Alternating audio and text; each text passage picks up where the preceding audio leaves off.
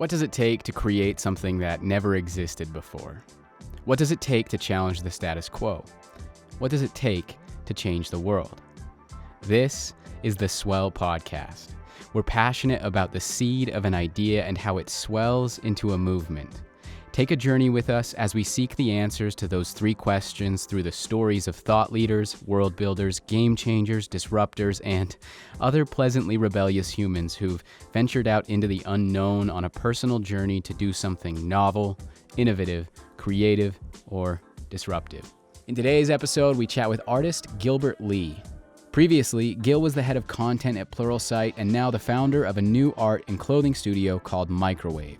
We chat with Gil about childhood, microwaves, and the starving artist, giving your full self to your art, and how his irreverent and funny clothing designs are created to instill a sense of curiosity. Be sure to like and subscribe to the podcast, sign up to our newsletter at theswellpod.com, and get in on the conversation through all of the major socials at The Swell Pod.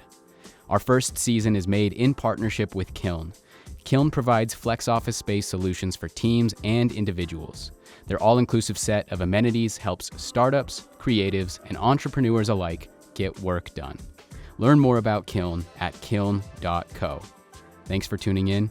We hope you enjoy. Hey, Gil, welcome to the Swell podcast. Thank you. It's an honor. Thanks for joining us. It's, we've known each other for a while. Yep.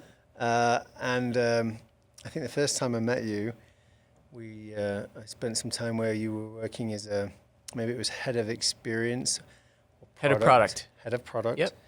And you were good enough to allow me to spend, I think, a whole week watching you and observing you and learning from you. And I was pretty fascinated at the time to just learn about how you understood the needs and the emotions of your customers at the time. Yeah. And that was a Pluralsight, wasn't it? Yep. I think this was in the Farmington office. Mm-hmm. We were in this kind of like an auditorium like this, and we crammed like 30 desks. And I think we were all like sitting against like a glass behind us. And I think that's where we were working initially. Anyway, that was fun. Yeah, that was a long time ago. It was. And we'll get into it in the podcast of like your journey, because it's maybe not stereotypical of what you're doing now. Yeah. We're super curious to know, of course, about that journey. But can you tell us like what you are doing right now and how you got there as well? That's great. So I spent my 20-year career so far in tech, and just that took a toll. And my wife and I have been talking about taking a break for years now, and we had this plan of taking a break this summer and taking our kids on a trip around the world. Just get on a plane and go east until we kind of get back home. And then COVID hit, and I didn't want to leave my team super early and decided to stay a little bit longer, but eventually I took that break. And the idea was to kind of just really decompress and just leave everything and not worry about what's next. And obviously I've been lucky to take a break for a few months. And that led to just like kind of going back to this passion I had about art. I grew up with art. I was the black sheep in my family. I had 2 accountant parents and an accountant brother. And here I was, just like this artist in the family. But it was a great opportunity for me to, give myself that chance again.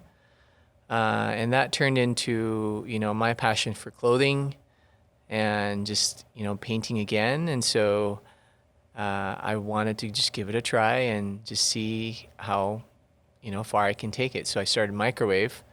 I opened it like a week or so ago. But I've been working on it for the last few months, just kind of here and there, and I kind of made it serious. So here I am. Wow.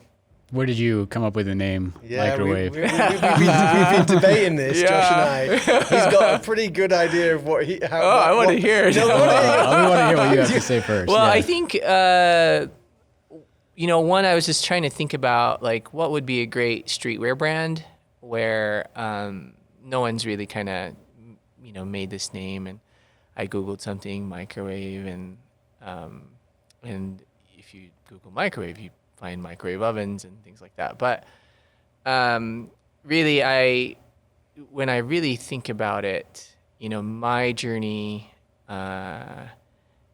just growing up in a third world country and then coming here to the U.S., I always kind of go back to that little apartment that we had in L.A. And, I would come home from school and both my parents were working, and it was the microwave that kind of fed me. And I thought about all the starving artists, right? All of us starving students growing up. Like the microwave was such a, probably the most useful tool in our home growing up, because when adults weren't around, we could feed ourselves. We could kind of take care of ourselves. And so I wanted to kind of go back to that, hey, this just, simpler times, humble times. And that was a time when I was like, skate culture and surf culture and all those things. And so it's like this streetwear thing, it was all kind of coming back to, I wanted to go back to that time, to that art, to that life. I missed it so much because I've been focusing on raising a family and, having a career. Yeah. That's great. What do you mean by go back to that time for that art? Like, what does that mean to you when you say that at that time? What was that art for you? Yeah, when I was 14, we moved from the Philippines to straight to California, and I was in a brand new place. I was, this new culture, and we didn't have skateboards in the Philippines. Even though we were an island, we were still kind of far away from the beach. We'd go there every summer or whatever. But I've kind of been immersed, and I've just loved this kind of graffiti art, and I was always drawing. I bought a skateboard, I think from like a garage sale or something like that. And I picked it because it's just this very artistic kind of looking skateboard. And I wanted to just kind of go back to that like feeling of like, that was the life that probably was the most difficult in my life. But it also gave me a chance to just really learn about myself and like really kind of open up this new world. And I feel like right now I've been, again, like heads down in my career. And now I'm again in that point where I'm like opening up myself to this new world. And so it's kind of it's a very similar experience. Just one was 14 and now 30 years later, I'm 44, kind of being a kid again, doing the same stuff. Yeah, that's awesome. Both quite scary. Yeah. I think, I have a lot more to lose, I guess, at this age. And so it is scary. I still have kids that are growing up at home. But, I've been lucky enough in my career that I could afford to take a break. And, I don't know. That tech career hasn't, I haven't really closed the door on that. But I just felt like, hey, I don't want to go back to it too quickly because I worked hard to just get this moment to kind of, be expressive again and be creative again and those kinds of things. But it is scary. It is scary. I think, as an artist, you have to give your full self, in doing the thing. Like you guys are starting a company and starting a podcast, and you're giving your full selves into it. And you can't hide behind, oh, the customer wanted this, that's why I built it. As an artist, as a painter and clothing designer, it has to come from my heart, it has to come from me. And that alone is scary because you just feel like you're being judged by people. Like, you know, what are they going to say about my art? What are they going to say about my clothing? And that to me is probably, you know, scarier than any financial loss or, you know, whatever reputation I would lose. It's just that, like, these delicate feelings that we have as humans. You just, you know, don't want to be broken down. You want to be accepted. You want to grow. But in our world today, you can't hide behind anything. You know, like artists in the past, they would just hole up in their studios for a few months and then show up in a gallery. Artists today, like, I have to show up every day, and I have to, you know, take people through that journey with me. And so a lot of the things that I'm doing on my social media is to really show people the studio, the work, the progress, just like all these things, because, you know, you have to take them through that journey along with you. So they can come back. I can come back to that time where, like, oh man, that was really terrible work, or whatever it is. But anyway, I think that's the world I live in right now. It's kind of like, I love the idea of, you know, you have to just kind of, I guess, put your full authentic self out there. But if you were to try it any other way, it's almost impossible to face that criticism anyway. You know, it's like, Yeah. I guess, you know, what's so interesting is that, you know, even just the name microwave has this strong association back to, you know, a really important time in your life, right? Yep. And like, that's your true authentic self. And it's almost like, yeah, I mean, I do care what people think, but at the same time, this is as authentic as I can be. This is as core to who I am as I can be. So Yeah. I'm just doing my best over here, kind of Yeah, thing. I you know, that's the thing with you know, just the name microwave. It, like, for everyone, you know, every household, at least in America, you know, has a microwave, and you see that thing and you kind of forget that thing, and sometimes you hate that thing because you have to clean up that thing, Yeah. you know. But man, the return on investment on that microwave is, you know, thousands, you know, times more. And I go back to that time because I just feel that, you know, we forget how valuable the simple things are. And we forget how valuable art is and creativity. I heard this thing where, you know, you don't care about art until you're heartbroken, or you're you know, in, you know, the deepest depths of your life. That's when music makes sense. That's when art makes sense. That's when all these things that we don't always value in our lives, or, you know, push aside. But when we are in our darkest moments, it's a poem, it's a song, it's a piece of art, it's, you know, it's some memorabilia that we have of someone that kind of brings us back to life.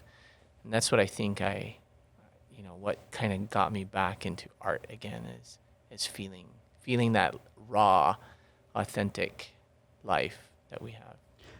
I heard something similar to that even with COVID. Like, I think I saw it on social media. Somebody posted, you know, remember right now, while we're all in COVID, the thing that we're all turning to is artists. You know, we're turning to our films on Netflix, and we're, you know, this was earlier when everybody was watching like Tiger King and, you know, those shows. It's like we're turning to the artists, and we're conversating about the art that we're taking in, the filmmakers, the music, and, you know, and it's so true, I think, to what you're saying, right? As a community, as a world, we're going through this really difficult time, and continually we turn back to those artists to get us through and to help us understand it, I think, at the same time. But yeah. I think many individuals feel that, but I think we've seen, you know, communities and organizations and countries feeling that, like turning somewhere different, like a different source. Mm-hmm. And so the things that were probably important to companies before are not important anymore. Mm. The things that were kind of gone because of COVID are important again. Mm-hmm. You know, and so So I think, yeah, in a sense, like we're getting this big reset,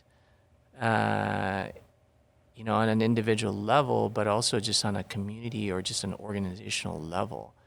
And I think it's funny. I saw this thing like, what has led to, what's the largest factor that led to a digital transformation? And it was like training and all these things, and then the last one is like COVID. It has really forced us to rethink about a lot of these things that we were so used to, because, all the things that we had, the guardrails are kind of off, and you have to kind of figure out this new world again. That's interesting. Yeah. I do want to, so when I first heard microwave, right? Like, Tell me. So this, Well, hang on. okay, What I thought of is first? my microwave blew up about 3 weeks ago and I haven't got one. And it's frustrating me every day. So this is a sore subject, but I just need to go and order one. But anyway, you give the inspirational one. No, but yours has more of that visceral feeling to it, right? Like this explosion of things inside it, right? Like, and I love what you mentioned, like having to clean it up because that's horrible. But no, what it made me think of is, and I was at the same, I heard about the name at the same time that I'm looking through your website and I'm looking at, the work that's on your hoodies and I'm thinking like, I'm relating, okay, so microwave to an oven, and I'm seeing the Mona Lisa, and I'm representing that as an oven, which is so interesting too, because then you start talking about you as a 14-year-old self, and this idea of kind of going back to this simple version, this simple art, and I think about what you've done to the Mona Lisa, right? Yeah. And the shape that you put on it with these big eyes. Yep. And it makes me feel like, okay, if I compare the oven to a microwave, like what does that mean if you all of a sudden put what you put on the Mona Lisa, right? And I'm like, that's a microwave. Like that's this explosion of emotion and new interpretation and new feeling, I guess. And I don't know. I think art is a series of just accidents. You're just kind of, because you're just invested in the feeling or a memory. And, one of the things that I was playing with was this like, I wanted to create this character that lived in the microwave. And so it's just like this little, zappy looking thing that kind of just lived in the microwave that cooked your food and kind of thing. Yeah. So I was just like, that's kind of cool. I wanted to, explore that idea. And then, I kind of go back to, my love for art, and I started painting. And I had this idea of like, well, if it's streetwear, it has to be irreverent. What can I do with art that would be irreverent, but still make it funny, but, make people be curious about it? Well, then I took that character and put it in front of these famous paintings and their faces. It's kind of, it makes you look, twice, and you're like, what is that thing? But that's really just to kind of create this curiosity, because my love for art, just when I'm traveling, is like I always go straight to the museum, And so you'll see a lot of pictures of me in museums. If I'm traveling, I'll go do all my meetings and I go to the museum and spend hours there by myself, or I'll drag my colleagues. I'm like, hey, check out this painting. Let me tell you the story. And so it's just kind of fun to really combine all these passions that I have and then share it with people and package it in a hoodie or package it in a painting, that kind of thing. So it's fun. Yeah. I love that connection. Judge, do you have another question? Yeah, I'll go for it, yeah. I'm not sure if I've got a question, but when I was looking through what you were doing, and you were already, obviously, just a reminder, you were working for a very successful software company, right? That went to IPO and has continued to be successful, but you've left that in quite an interesting year to leave, right? Yeah. Not only is the world resetting itself, but then you also chose to also reset, go and do something else and reset. Yeah. And it sounds like it's a bit of an experiment. Yes. Just felt right to just explore some of the things that are important to you from years ago, and that are some of your passions. It wasn't, and also maybe it could be a business. Yep. Right. That came as maybe a second thought. I don't know. Yes. But I love it. It makes me think of actually a few things from my childhood. So I'm going to, a lot of my family are artists. my grandmother in New York selling paintings from the 30s. She studied art in the 30s in Paris, and then Wow. I'll have to show you some of the pictures, Yeah, because I'd some of love them to are very got similar strokes and kind of bright colors, and so some of those. Is it the sleeping the lady? Is it the dreaming lady? Yeah, women dreaming. Yeah, I don't know. It made me think of a few pictures that I'd seen from years ago, and then I put them next to each other this morning. Oh, there's similar strokes. Anyway, I was thinking of those types of things and the inspiration. And even as a child, we would paint our ceilings in our bedrooms. Oh, nice. You know, graffiti, Yeah. and then more intricate, and it's still there today. In fact, no one's painted over it. And I remember setting up, I honestly feel excited that you're doing the hoodies as well, not only for Nate, who used to be your colleague, who I'm sure wears them now. Yeah.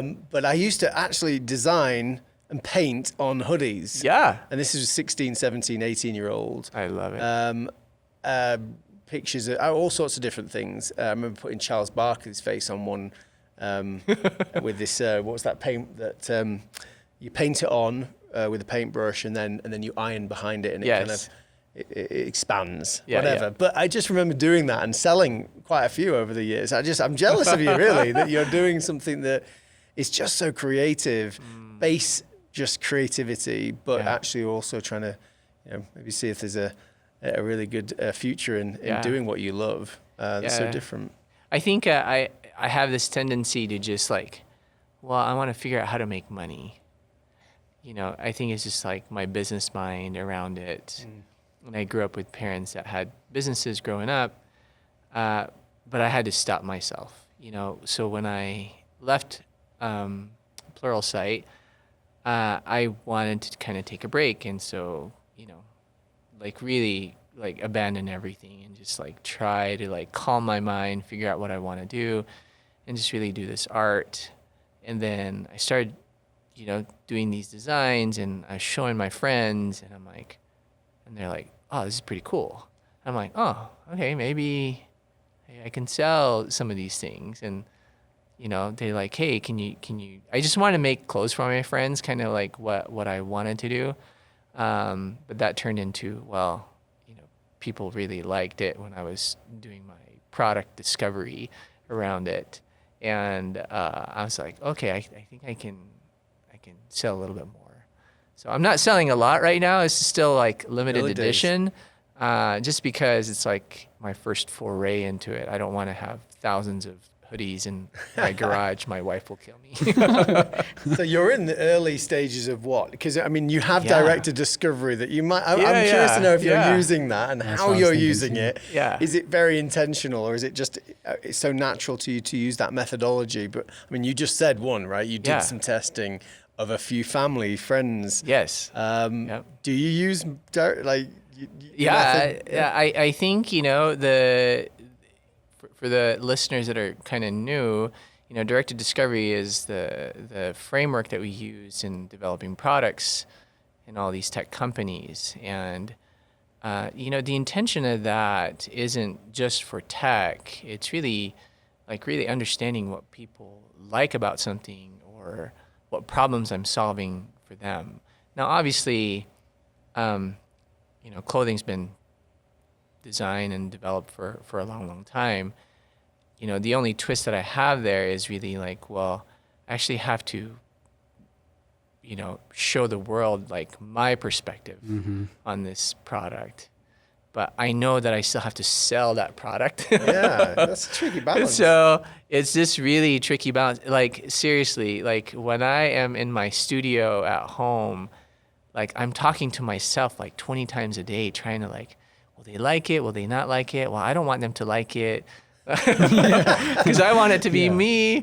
And so it's just this balance that we have as creators around things the strong opinions or experiences or feelings that we have about life or about art or about, a direction versus what the market wants. That's really the struggle, that we have as creators, but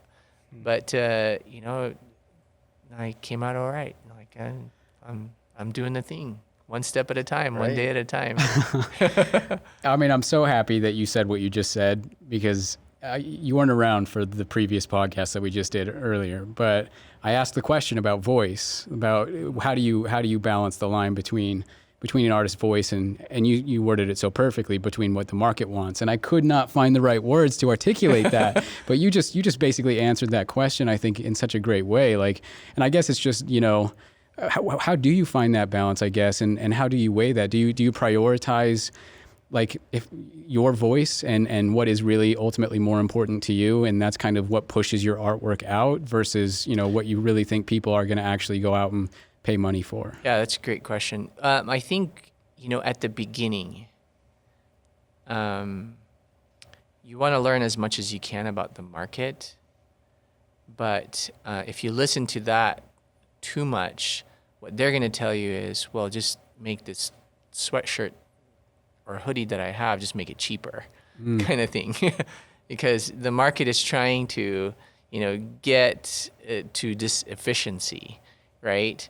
And so, like, at the very beginning, you're risking a lot more. I'm risking a lot more because I'm investing in this thing. I'm creating this. I'm exposing myself to the world, and I don't know if they're going to react to it the way I want them to be. So you just have to be okay with that at the beginning. But I think for artists, over time, people will understand who you are, what you do, what you're trying to create, what your opinion is, and they'll actually follow you rather than you following the market. So at the beginning, there's a little bit of you following the market because you want to kind of just step into it and, like, really understand, like, well, what do people want? But I think eventually the great, you know, masters in the world were just creating art, and people are like, yeah, I've grown up with, you know, this artist, and I remember them doing this, but now they're here. I've kind of, you know, I'm following them now. You're being followed rather than the other way around at the beginning. Yeah. Do you think that is at all applicable to business? Like, if you think about Pluralsight, or you think about Apple as a company, right? Like, yeah, I mean, you're building these products, you know, but at the same time, you know, is that mindset, like, I'm weighing this idea of directed discovery and delivering exactly what you know, maybe what the customer thinks they need, or what ultimately you believe they need, right? And you're solving a big problem for them, or providing a solution, I guess. Yeah, I think it applies in business, definitely. But it's a tricky balance. What I mean by that is, I kind of think about this like a volcano-shaped kind of thing, is that, you know, as you grow as a company, you know, the market loves you more and loves you more. And when you get to a certain size, and they start to hate you, and they find all the faults that you have. And then, you know, it's kind of downhill for some of those companies because people have kind of moved away from it. I mean, think about some of the big social media websites. People loved them years ago, and now people hate them. Like, they can't stand it. They're always speaking out against it. You know, I think this is true for families. Like, my hope is that we creators, you know, will keep that balance. Like, we'll keep that humility. You know, we have these opinions, but, you know, we don't want to come off as, like, arrogant, because just the natural tendency of humans, they don't want that, you know, in their lives. Now, they think it's entertaining sometimes. You have very arrogant celebrities or whatever, like, yeah, you're speaking my mind. Well, yeah, on this topic, but if you keep doing that, you kind of get turned off by these people or by these companies because they've become arrogant, kind of thing. So you really have to balance your art and humility, your opinion and other people's opinions. And so it's just like this delicate balance throughout. Yeah. Yeah.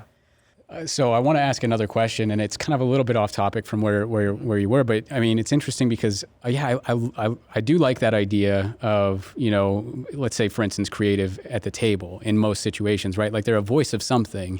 Yeah. And, you know, it made me think about, I'll take you back, I guess, to the product world, right? And it makes me think about, let's say, developing and designing a product or a journey and an experience for a customer, and ultimately the measurement of success. Because I mean, what I'm really finding an interesting question of, like, you know, as an artist, right?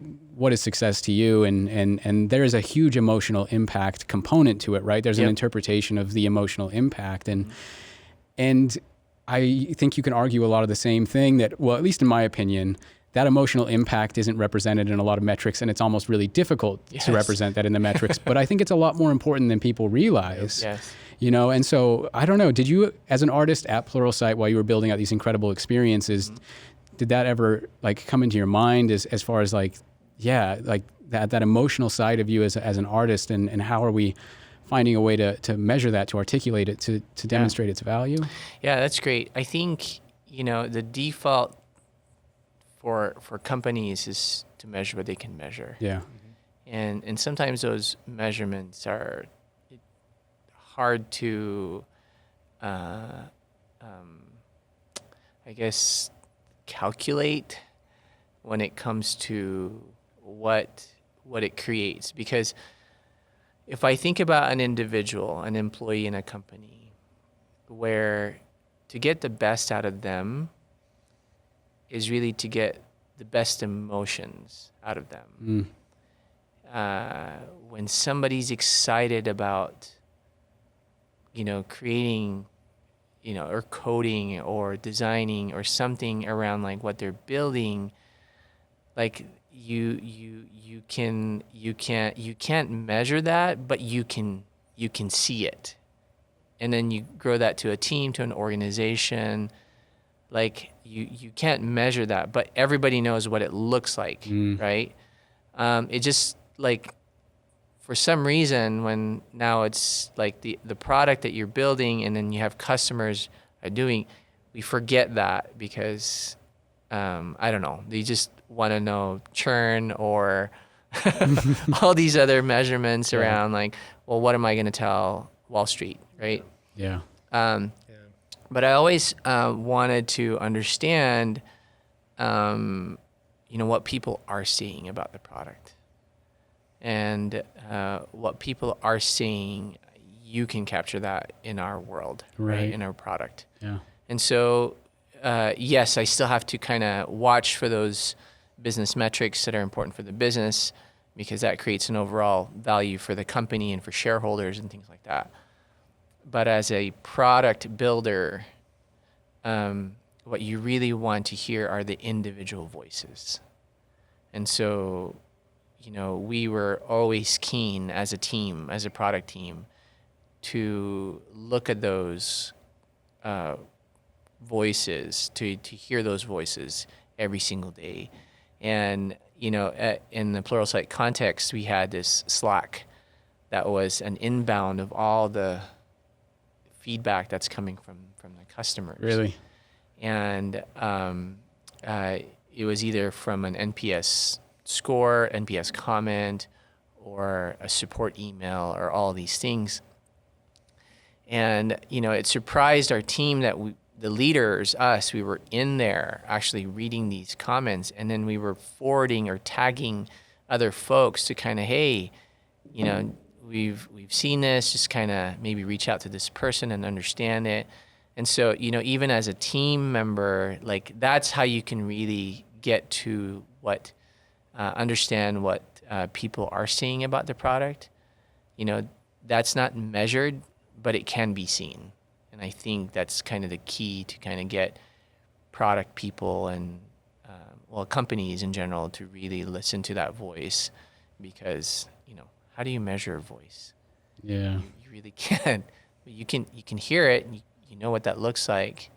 And so it's just this really, it's a muscle that most companies don't look for or don't exercise, because they just look at the business metrics and think that that's the only way to measure things. There's different ways to measure things. Yeah.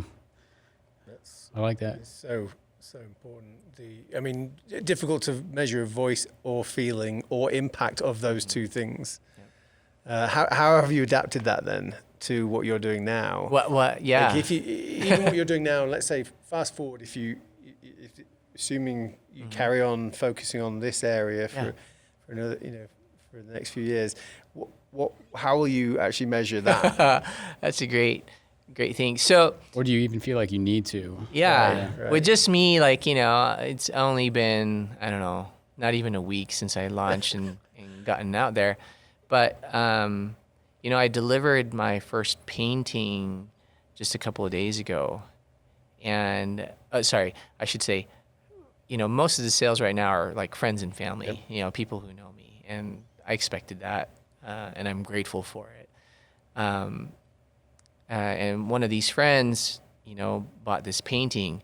I didn't expect her to buy it, to be honest. But she said, hey, when before you made this announcement, before you open it up, I saw that painting. And I was like, I hope he made 3 copies of it because I want one. And then you open up the website and there's like 1 of 1. And she's like, I immediately just bought it because it spoke to me. And so I delivered this painting to her, not knowing the story. And then she just like poured out like all this, like, oh, I love this so much. And I help her hang it. Mask and gloves going into her home. It's always awkward at this time, but it was great because like, I came home smiling, feeling like, I've made that impact on that person.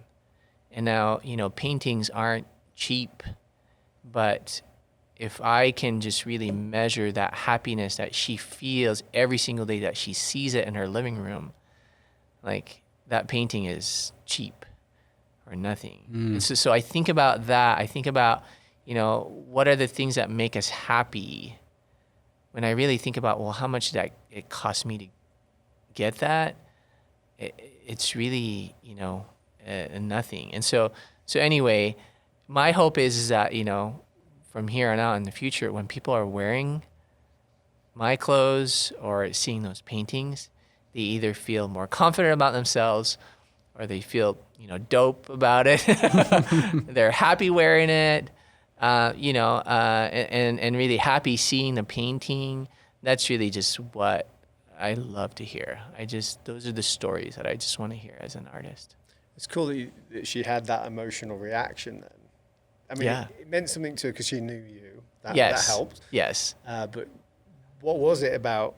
I don't know if you can share, but what was it about it that created meaning to her? Yeah.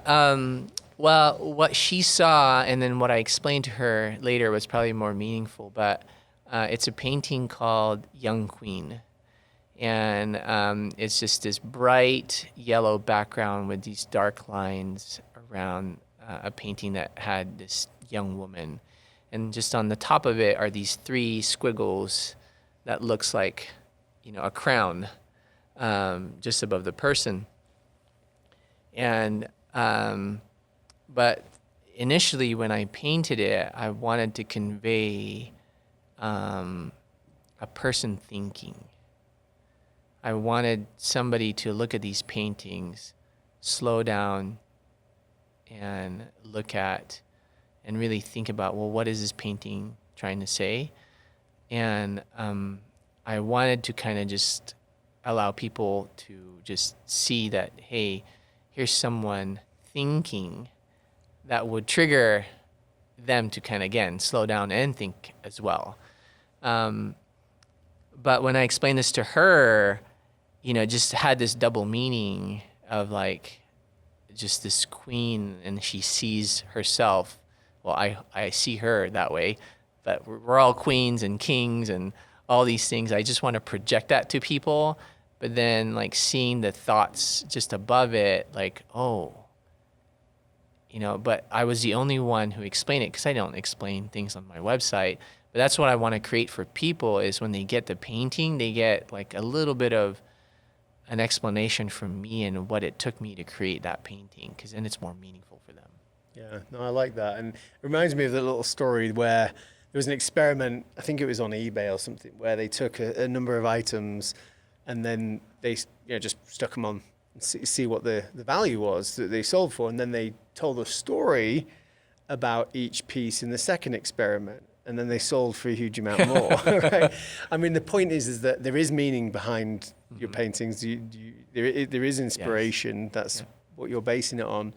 I wonder how that'll, in the future, develop or give you other ideas about how you tell your story. You've already talked about sharing your visits to the gallery or your studio, and so we understand your journey, but actually the meaning behind some of the stuff is I think really interesting. You don't often see that when you see fashion or art. You don't, certainly with fashion, you don't really get a story behind it, right? Sure. I wonder whether you'll fast fashion is cheap and but I don't know whether it's. I'm thinking solutions now, which I shouldn't. But whether it's QR codes on the sleeve, or where you can look up the story of this item, like what's behind it. I don't know. Anyway. No, I think for me, well, I hope I can create, these paintings that have stories in them, because they're more meaningful for people when they know what's behind them. In our world, I could record a video and send it to that person, and only that person will have this video of me, and they get to hear that story. You can still do that. When I'm doing thousands of paintings, it gets harder, but I hope I do have that minute or two to explain to that person, to that individual on a personal level, like what feeling did I have, or what memory did I have when I actually created that painting. I like that. Yeah, that was actually something that we were talking about before you popped in. Was it's around, I guess, the intention or the meaning of artwork in general, right? And I guess from the artist's perspective, I think some people are more than happy to share, the meaning and the intention behind it, and I think some people are more willing to kind of keep that back and allow whoever is experiencing it to just have to be content, kind of, I guess, with their own meaning that they find in it. I don't know, but have you? I read this article a couple months ago. I can't remember where I got this article from, but it was talking about the statue, the Thinker. Oh, yeah, Rodin. Yeah, yeah, and basically they talked to a whole bunch of people about whether they thought the statue was, I guess, positive or negative, right? What is the overlying, message behind this statue, the Thinker? And you had like half the people who were very, very positive about it, right? They're like, he's very active in thought. He's probably thinking about how to change the world. And like, it's so left open. Like, what is he thinking about? Is he being proactive in life? Yeah. And you had the other half, who are like, well, this person isn't doing anything. Like, they're just sitting there thinking. They're sedentary. They're just, and it was so interesting just to think about, and how all these various people dissected, even the good and bad of a single statue and all these different perspectives, because it was just left open by this guy who was thinking, but you had no idea what he was thinking about. And, Yeah, I think at least the way I approach art is I do want it to open up for interpretation, right? Yeah. I'm creating art that's not totally abstract, that you can't like get anything out of it other than beautiful colors, the aesthetic of it, or just the emotion that you feel when you look at it. Those are great. That's great art, like Mark Rothko or Jackson Pollock.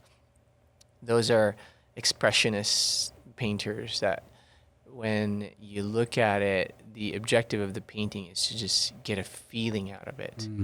And then you have very literal, the classical photo or portraits where it's literally King Henry, whatever. And it's just the beauty of it, right? But I really try to create this art that at least they can see themselves in it. Who is this woman? Is this woman, is she thinking about something? Is this woman me? Are those my eyes? Are those my lips? Are those my thoughts? Like, that's the kind of art that I, want to create, because I think maybe this comes from, the world I lived in tech, where I wanted to create products where I wanted them to use it. It's a tool. They they can interpret however they want to, use that product or tool. I don't want to guide them too much. I want them to explore it. I want them to discover it. Because if I, take it too literally, it's those tools aren't very powerful because they just do one thing. We want to create products that people could really use, and that's what I'm trying to do with my art. Is I want this art for them to interpret themselves, and so I try not to explain too much, but some of it I do. Yeah, I love it.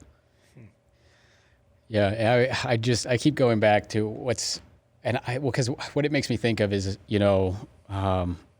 I think about your sweatshirts, and I'll go back to, because those things hit me pretty good, right? Like seeing those on your website, and I was like, I'm constantly searching for the meaning of certain things, right? And I'm like, okay, what does this actually mean? And I was content being, okay, I don't care. It's whimsical and it's fun, right? And it's and it, a lot of people will probably wear that, right? And but yeah, it's interesting because from a filmmaker standpoint, they're back in the early 19th century, there was a guy who first started experimenting with montage, right? It was the first instance of montage, which was like, basically what he did is he took this shot of an emotionless man, and they cut it together with a shot of a young girl in a coffin, and then a shot of, a beautiful woman, and then a shot of some food. And he would show these audiences and this is like the first instance in which that kind of really happened, right? And, people are walking away saying, when it was cut together with the food, it's like the guy's hungry, but, he's just emotionless, right? Yeah. And he had no thought to it. And it makes me, that is what popped into my mind when I saw, your sweatshirts. I was like, I might look at the Mona Lisa in one way, but you slap this thing on it, right? Yeah. And now I'm left thinking like, well, this is fun and whimsical. But did you have any intention of like what any of that means as far as like, well, other than a feeling, I guess? Yeah, I think, a lot of this art is so meaningful to people. Yeah. If I put anything on top of it, it could offend them. Yeah. So I know there's probably a small, well, I don't know how big, but a group of people that will probably think that way about my art or think that about my clothing. But that's not my intention, right? My intention is to create curiosity. Yeah. What does the Mona Lisa's face really look like? What's this Napoleon? What's this swing? The scream? Oh, I remember that, but I can't remember what it really looks like. Like, now that you've kind of reminded me, I should look into it and really understand. And like, you read these stories of these paintings, and they're fascinating. And so that's my intention. But yeah, you're right. Like, I just don't know how people interpret them, and I have to be okay with that. Yeah. I love that, though, that curiosity that leads these people to go and maybe look at the Mona Lisa again or the Scream and, just be like, I just want to take a look at that again. Yeah. I have to see what that face looks like. No, that's really cool, though. Yeah, thanks. Yeah, I like that. I was going to ask you, so I've got a famous saying in my house, and I'm constantly saying, when I come across a word that I either use with the kids, make up words, just fun words. I'm not sure if you guys do that. I do. I have all sorts of names for certain things, or even if I come across a really great word, and I know that's not less visual really, but words can be super powerful. Yeah. I always say, I want that on a hoodie. In fact, the kids will finish off the sentence. Oh, is that going to go on a hoodie one day? I don't do it, and I do need to do it. I'm going to meet with a screen printer at some point. I know a guy who can help you. Well, there we go. Or they say they're going to go on your gravestone or your hoodie, but that's going a bit far. But what would you? Well, before I ask another question, what would you put on your hoodie, Josh? What I put on my hoodie?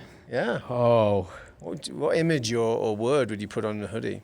My cat's face, probably. No, I don't know. What's the last thing that you would? Well, what would you want to put on your hoodie right now? What would I put on my hoodie right now? I've been in my shop a lot, and so I've had this I just love having like paint. So I'm wearing, these pants. These are my studio pants, and I've got pink and red and blue and white and orange. And I just love that because it's just like an evidence of something that, a computer didn't do, because it's just humans. We're so like in our screens all the time. And so, yeah, what I would put on my hoodie is something that's like, made by a human. And so probably a lot of just paint splatter. Yeah, I like that. I like that. I think I'm constantly thinking about, bright colors are great, but even tell us about a little bit more about what this means, the swing. What was your inspiration? Why did you put it there? Yeah, so just so you know, Gil is wearing a hoodie, a white hoodie, and I've seen a few other ones, but it's just in the left corner of the hoodie in a subtle way. It's got beautiful font that just says the swing. Yep. And it says, go on, tell it. Yeah, I'll tell them. So again, like the intention is to kind of create this curiosity. When you're looking at the hoodie, you just see a bunch of letters. And so first of all, like this isn't like a normal design for a hoodie, because it's usually like some graphic or one word or whatever, something funny. But I have this, it's just set in Helvetica, and it's the name of the painting, it's the name of the painter, and where it resides at the moment. And so the swing is this, actually a tiny painting in between these two big paintings. That's a great story. It's almost neglected, but it's such a beautiful, whimsical painting of this young woman on a swing, throwing her shoes in the air while her boy servants are like trying to catch the shoe or whatever. But it was painted by Jean Fragonard, and it's in the Wallace collection in London. And so I wanted, again, to create this curiosity for people and just saying, oh, that's actually a real thing somewhere in the world. And so, and then the paintings in the back. So, I didn't put it on the same side. I wanted to create curiosity in the front, and I wanted to create curiosity in the back. So it's just kind of, fun that way. That's cool. I wonder, I'm starting to like solutionize for you. You really don't need my ideas, but I'm wondering how you could.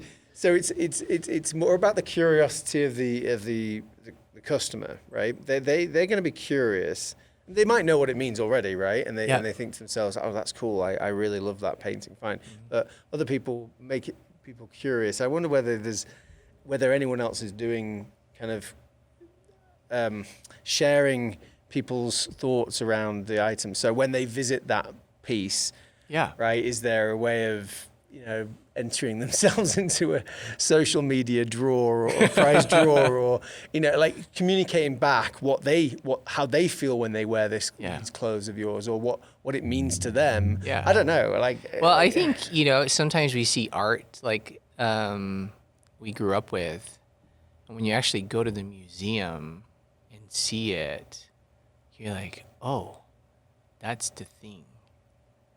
And it's funny, I shouldn't tell this story, but, I've seen when I was a kid in the Philippines, we had this auditorium. I was just in this school. And there's this, like, interestingly enough, like, in that one corner, there's, like, a small poster of the Mona Lisa. And I always, would go up there as a kid just looking at it. I'm like kind of freaked out a little bit about it, because it's kind of like, why is this thing? And it was a Catholic school. I'm like, is she a nun? Kind of thing. Famous nun in the school or whatever. I didn't know that. And then, later on I knew it was the Mona Lisa. And then I went to the Louvre, several years ago, and I saw the Mona Lisa and I cried. I just had this emotional, like, oh, here's this thing that I've seen, as a kid growing up, learning about, and I'm actually right in front of it. And there's hundreds of people around you too. If you've been to that part of the museum, it's just so crowded because everybody wants to see the Mona Lisa. That's what I want people to have, is when they see me wearing this, or other people seeing me wearing this, I want them to have an experience and create this curiosity, because I hope that when they see the painting, when they go to London, they're like, oh, I've been wearing that for years, and I actually got to see the real thing. So. Nice. I'll ask you one more. Are there ways of helping them, like other touch points along to have that experience? Yeah, that's a good question. I probably should do something on my website that would actually, either link it to the Wikipedia, or like a Google Arts and Culture link or whatever, and really have them, look into it. That's a great idea. I should do that. What's I guess when you think about microwave and you think about kind of what you're doing, I'm definitely interested in like, do your current designs, is it a theme that kind of sticks with the brand forever? Is that kind of how you see that, kind of what you've done so far? You see that continuing, or do you like, I guess, the way you might have different seasons of style and fashion, right? Are you looking at different seasons and styles in relationship to kind of your art that you're doing? And maybe also, do you see, are you also open to the idea of your clothing line being in stores, or is it really exclusive and kind of being on your website? And I don't know, like, what's the future for microwave? Well, you guys would understand this, like in product, this is like iteration 1. Yeah. And if I try to, think too far ahead, I won't give myself that chance to actually evolve. And so, I think just as products evolve, we humans evolve. If you would have asked me a year ago, hey, Gil, you'd be doing like your paintings and your hoodie, I'd be like, what? No, I'm not going to do that. Yeah. Like, I'm going to be in Hawaii and I'm be taking a break and not doing work or whatever it is, like, or I'll be like at another startup or whatever. For me, I just want, we live in this busy world, and phones haven't really helped us here. Hasn't given us the quiet time to just really, what do I really want to do? What do I want to spend my time on? Because there's always, messages to check, emails to reply to, or there's always a new Netflix show to watch because all my friends are talking about it, or whatever it is. I think I've just learned that I just need to shut everything off and like really give myself some chance to explore. And it's really this luxury, but people can actually still do that. I mean, you can do that, right? You can choose to not watch Netflix for a week, or not do these things for a week, just a week, and then turn it into a month and just see like, well, what can I create from that? And I think, that's my hope, is that I can continue to evolve because I have this space to do it. Now, I need some success because, right now I'm investing a lot in it, meaning I'm spending a lot of money in it, trying to figure things out. But my hope is if I can do this forever, I would. I think it's just the way I am. Like it's like going back. It's like the Benjamin Button. I'm like, I'm going younger again, doing that. And I'm just glad that honestly, I'm doing this at 44 and not at 65. I think that's the luck that I have, is I was able to kind of realize that earlier. Yeah, I like that mindset too. I think it's a tough thing to actually to be comfortable living that way. I think, right? I'm specifically talking more about this idea of kind of freeing your space up to be curious, and and to explore, right? Like that can be a terrifying thing. Like, yeah, I'll put my phone down and I won't touch it and I won't watch TV or whatever for a week, and I don't know what I'm gonna do, right? But I'll figure it out, I guess. I'll explore, and it's definitely like it. Yeah, it's a really valuable thing when you can do it, but I think it's also a really difficult thing to get into and just get into a comfortable space with that uncertainty and that curiosity. And I don't know. I think one trick that you can you can do is when you create that space, that runway, and you can see that runway, we just want to make a plan for the entire runway. Because we see that, you're like, oh, by that end, I want to do that. I think the trick here is actually, well, let me just take a single step. Maybe I'll just take out my pencil and my paper and just start looking at some ideas. Maybe I'll just like watch a YouTube video on how to, carve something. I don't have to do this thing at the end, right? So when I took my sabbatical and I took this break, like, I didn't know I was going to do what I'm doing now months later, because I just wanted to kind of not hurry myself to the end. Even now that I have it, I'm like, well, Gil, what's next? Like I'm talking to myself, like, what's a year from now? How much sales do you want to have? Like, how do I scale this thing? Like, when I go to that space in my head, it actually, makes me anxious. It makes me not be creative. It just blocks me because now I'm worried about money. I'm worried about scaling and all these things. So I always have to kind of pull things back and saying, okay, what's the next thing that I should be doing? And even when I'm stuck, because I was just stuck during the Thanksgiving holidays and I was getting frustrated with myself. I'm like, I can't think of like a new painting. And so I just took a canvas and started to just like let my brush go and try and figure it out. I'm like, I don't have an end to this painting, but then I'm like, oh, okay, like things started to connect in my brain, and then like, I don't know, in 30 minutes I was like, oh, I have all these ideas now. I can figure it out. Yeah, I can definitely relate to that personally, and I think it's an important thing for everybody to hear, I think, a message like that, right? I think even if you're talking about product and you're talking about business, I think, entrepreneurs who, people who might be listening to this podcast I think that is really, truly an important lesson. And I think, for me, again, we were talking about this about an hour ago, maybe a little bit longer, but I was talking about, we were talking about overthinking things, right? And I was relating it back to the way I overthink a story sometimes if I'm going to go write a story, right? Like for me, overthinking basically means I'm not content until I know what the end is. Yep. And so I know what I'm writing towards. Yep. But I also understand that there is another way of writing where it's like, maybe you don't need to know what the end is and just write your first scene, write your first chapter, right? And then who knows what's going to happen, or what you latch onto in that, and just keep going and keep going. And you might turn in ways that you didn't expect, but that's okay. Yep.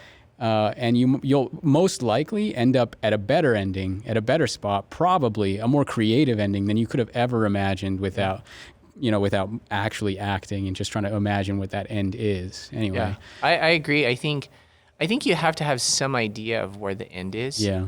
But like be 50% committed to that, or something like that, right? Like I think that's where I kind of want to go, but I don't want to plan it too much. Then it just restricts everything from here on out. So I have a question for you guys. So my question is, like you guys are doing Swell, how are you guys explaining this to companies that always want something? I want X, Y, and Z at the end. But that, what you guys are trying to do is really not going to get X, Y, and Z. It might get X, B, and, J or whatever, X or whatever it is. It's just like, hey, how do you guys, explain that to companies? Yeah, it's a very difficult thing. What seems to be interesting is, if you think about a lot of the discovery work, right? Like they may think that what they know they want, at least at the very beginning of the stages, but at least we've found when we jump into discovery, maybe they want this type of change and they requires this type of behavior, right? Which maybe will reveal X metrics.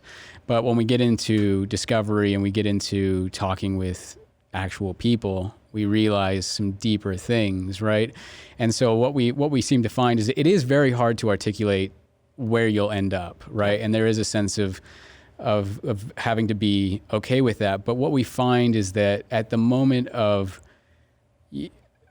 when you can make the connection between, okay, we want X, but this is also what our employees are saying or our target audience is saying.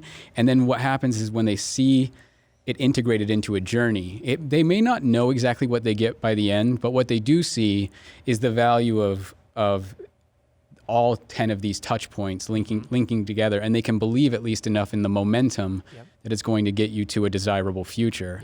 You're still a little bit up in the air, but also there's the point of you can say iteration and being flexible and adaptable. So yeah, I guess if I can completely talk about it, I think there was this interesting idea that we explored with a specific client previously that, so imagine, you basically want to revamp your entire culture, and they discover these specific values within their business, 6 new values for their company that are going to set them off into a direction into a desirable future, right? New values requires new behaviors, all that stuff, right? And it's very difficult to change your values within a company. What we explored was this idea of, okay, well, so we get these 6 values, we can build a journey to help encourage the right behaviors to evoke these values and encourage the right activities, the rituals, the stories to come out to help reinforce those values. But we explored the idea of a 7th value, and that the idea is that the 7th value is unknown, right? And, when you get to the end of the journey, let's say after 12 months or 18 months, there's never really a destination to a new company culture. It's constantly evolving. But what we did is we kind of helped that uncertainty by placing this idea that it's the journey in which you will learn. You will attempt to live these 6 values. And as you do, you will probably learn something more deeply about yourself and what you bring to the company, what value you represent within the company. And the idea is that this becomes your 7th value. So we don't know what that 7th value will be. It's yet to be defined. That's great. But it will be defined. And that's what we're trying to figure out. That's the destination. If we were to put it on something. And they liked it. That's awesome. That's great. And it also that particular thing came from discovery. Because how were people feeling about losing the values that have existed for 30 years? And they didn't feel great, some of them.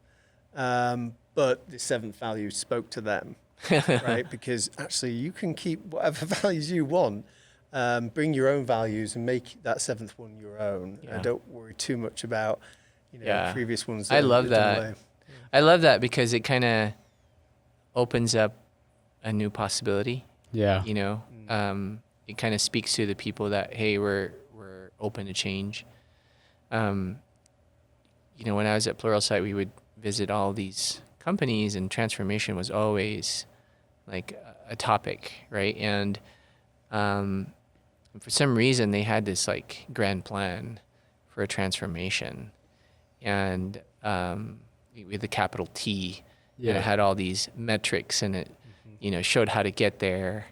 And, we'd ask, well, how far along are you in that journey? And then they always had like some kind of percentage around it. We're like 7% of like, in 3 years.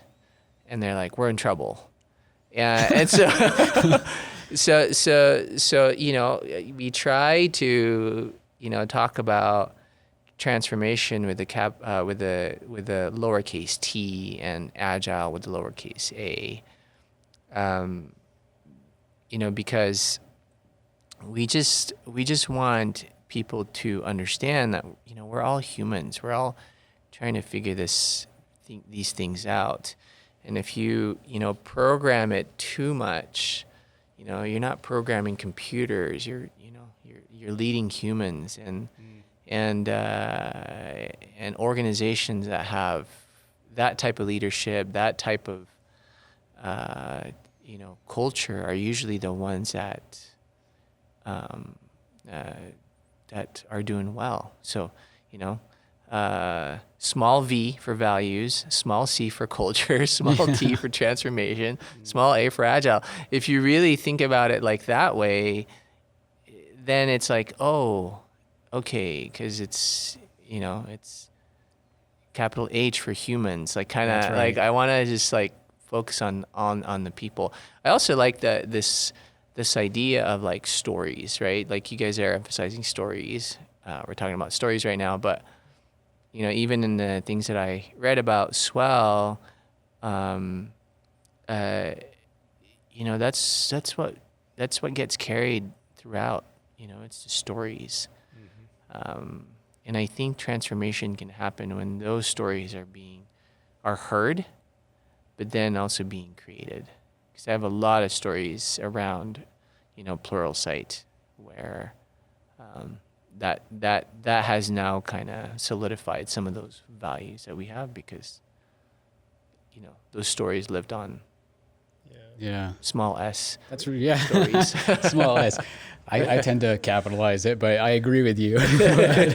No, I love that, and it's cool to hear your interpretation, your feedback on it. It means a lot. Like, it's cool. We met with not so long ago with Darryl Rigby, who wrote a book called Doing Agile Right, but he argues this balance, like the absolute necessity of balance. So the companies that go too far, too bureaucratic, too process driven, forgetting the fact that the human is the most important aspect of this, or the companies that go the other way and it's all it's all agile and it's no process, but the importance of having both. And I think many companies have got the wrong balance away from human and away from culture, and not because it's difficult to measure, as we've just been talking about.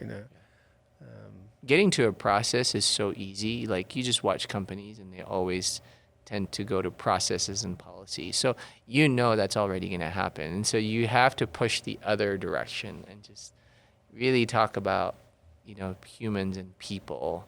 And I think at the end it balances out. I'm not advocating for no process. We definitely had processes and policies that protects, the general population, but those naturally happen, and you don't even have to work to have processes and policies happen, but the human part is the one that people tend to forget really quickly, because the other thing is so easy to do. If I just type this Google Doc out and publish it to the company, put posters, it's all gonna work. It's like, no, it's not. Yeah, I like the fact that you linked it to story, and the fact that if you think of experiences that we've had and businesses have had, where they know that the story's important, so they place the vision, whether it's inspiring or not, the vision statement or the mission statement, the front of a transformation or the front of a project. And as long as they put that in the front of the deck every time they have a meeting, they think that's enough done for storytelling, like being able to tell the past, the present, and where it's going in the future. But like that is a massive area that, if emphasized and focused on enough, will carry people through, because they know we're thinking about the human story of why this is happening. We don't build processes for process sake. We build processes to make it easier for humans. Yeah. Well, I think it's so interesting, because I think that's exactly what stories represent essentially, right? They help us understand human experience at all. Like if they're to do anything, I think that's a large part of it. Where if you go back, like I believe that it's our instinct in a sense to try to find meaning in the world, and as a result, we the things that we find meaning in, we tell stories about, and that's our human experience through that. And I think what I'd like to think, I guess, as far as what Swell is it's beyond the idea of, I guess, discovering and telling stories. it's building, it's I guess taking the idea of what a story represents in a sense that, we're going from a known to an unknown, and by the end we will have ideally transformed, whether it's ourselves or our idea about the world or our opinions. And the idea is how can you build that as an experientially, your hero's journey for an individual, not an organization, but for a singular person where they can go on their own journey. That we might inspire it. We might inspire the journey and motivate the journey, with the idea of what the potential 50% idea of what the destination may be. Yeah. But, how can we help aid that the right decisions, as you face conflict that instill those values, and you keep going, and that's, it's the truest form of, I guess, this living through the story experience can be, I guess. I don't know, but that's, I think if I think about it, I'm just hanging on to this idea of stories. Like, let's say I'm a CEO of a large company and you guys come in and, talk about this thing. If at the end of our consultation or relationship, I have 5 stories to tell the company around the 5 values that are probably important, that's probably a lot. Like, that will last a very, very long time for that CEO, rather than, hey, we made you, 10-foot posters or whatever. Right. And it's more of like, oh, now the CEO actually has stories. I have some stories to tell because, the things that are most important, the stories are relevant. The stories are, either historical or very, very new. But it's something that now I can, I got your help because you guys were able to take that story out of the people that we have. But now I can equate whatever it is, change I'm making with stories that are relevant to folks. And those stories will get told more than reciting, whatever lines the company wants them to recite. I agree with that. I mean, it's, well, you mentioned posters, so posters not going to change culture. Yeah. Right. But when you take the stories as the part of the foundation along a journey with other touch points that reinforce those stories. Yes. And you start, I suppose measuring some of that, some of the change behaviors, some of the retelling of those stories across, and then you start to get somewhere. But it's a good question, Gil. Yeah. Any other questions you got? Got us talking about ourselves for 15 minutes, I think. Oh, that's great. I love it. Yeah, I think we're edging toward the end of the podcast, but we've loved it so far. Thank you for coming in. I don't know if there's any last questions we've got. I think you. No, how's the family feel? Are your kids also getting are they into art as well? Are you encouraged? Come on, let's go. Think about let's go to the studio. Seriously, has she told you to kind of? Yeah. Can you just go to work? My wife is the daughter of a farmer, and my father-in-law was always entrepreneurial, and so she grew up, not having a dad going to to a job. And so she's very comfortable. She's very supportive. She's a graphic designer, so she understands, this part. And, all my kids are artistic in different ways. And when I can impress my kids with the hoodie design, then I'm like, I'm winning. Yeah. When they want to wear it in front of their friends, I'm like, okay, it's pretty cool. But yeah, the family is really having fun with it, and the studio is always open for them. They get to go in there and they get to see. I think my kids have always known that I've loved design and I've loved art, but for them to actually see me doing it in the studio, I think is something that, an experience I'm giving them that they didn't have before, because now they're like, oh, a parent can do this. When I started selling my paintings and my hoodies, they're like, what? You sold that many in 24 hours?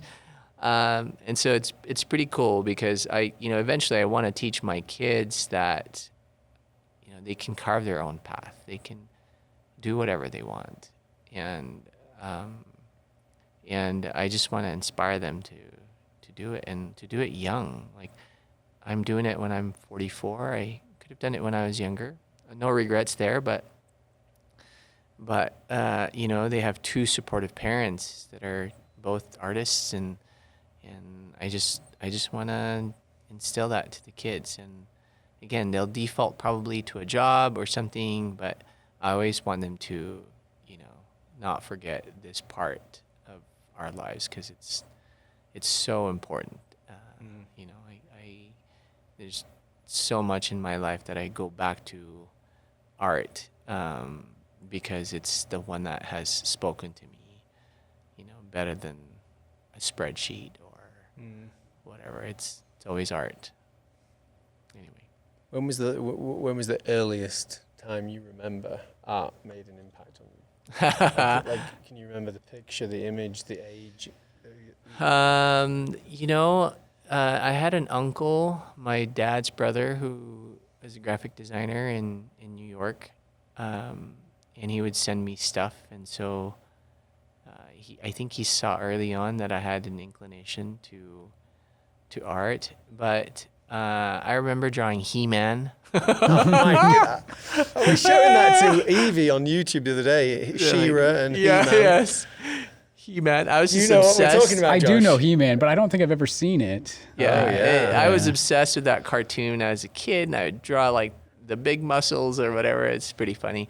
So that's like my earliest recollection. But I was telling my wife my earliest recollection for fashion, and like really thinking about that was like, I think I was 4 years old, and it was like my first day of school, and my parents got me these black leather boots with the zipper on the inside, and I think probably had heels too. Not high heels, but, just like regular man heels. And I just remember looking at it and feeling so proud that I had these shiny shoes, and I didn't want to get them dirty and things like that. But I just loved, I love colors. I love putting together colors. I love putting together shapes, and so I try to do that with clothing. So it's fun. That's great. It seems like no matter what you do in the future, right, long term, I mean, maybe, I don't know if there's, depending on what Nate does or other people do, I'm sure you'll be doing other things as well. You'll always kind of remain true to continuing to create things, artwork and fashion, because that's right. And I think it's a message for all of our listeners and all of us. We don't have to leave our jobs to do this. Exactly. Whether we meditate, do yoga, pray, whatever, right? Mm-hmm. As we get ideas for what we can do that just make ourselves happy. And actually, I think happiness often comes from creativity. Just being creative. Mm-hmm. We should always do something that's creative, even if you're not naturally a creative. Everyone can paint or try. Everyone can sketch. Everyone can even write something on a hoodie or do some artwork. Yes. But we'll see. I think I probably won't close this door now that it's been open. Yeah. So I'm grateful for that. Right. But life is complicated. When I hear people, I just wanted to follow my passion, just did it, and those are few people in the world that can do that.